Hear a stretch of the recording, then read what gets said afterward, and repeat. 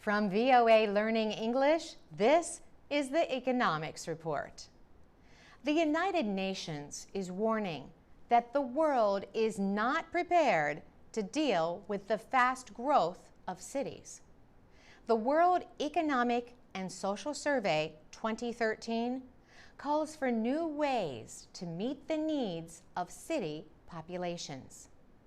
More than 6.5 billion people are expected to be living in cities by 2050. Most new city dwellers will be in developing countries. The United Nations says the effect on limited resources in many countries will be huge.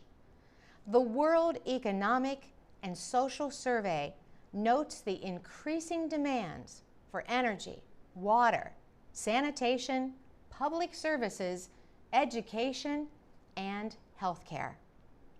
The world population is expected to rise to more than 9 billion by 2050.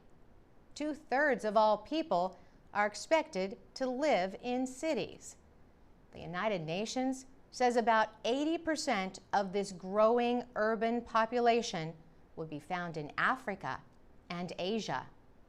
The report says sustainable development of urban areas requires coordination and investments to deal with important issues. These include land use, food security, job creation, and transportation. William Vandergeest is with the United Nations Department of Economic and Social Affairs. He says cities need to work closely with rural communities so that food supplies can be secured and the environment can be protected. The report also examines the problem of food insecurity, which affects hundreds of millions of people around the world.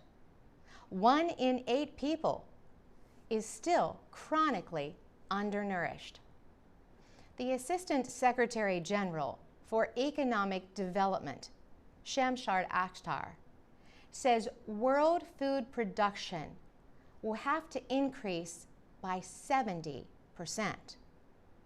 That increase will be needed to feed the additional 2.3 billion people expected on the planet by the middle of the century. For VOA Learning English, I'm Carolyn Presutti.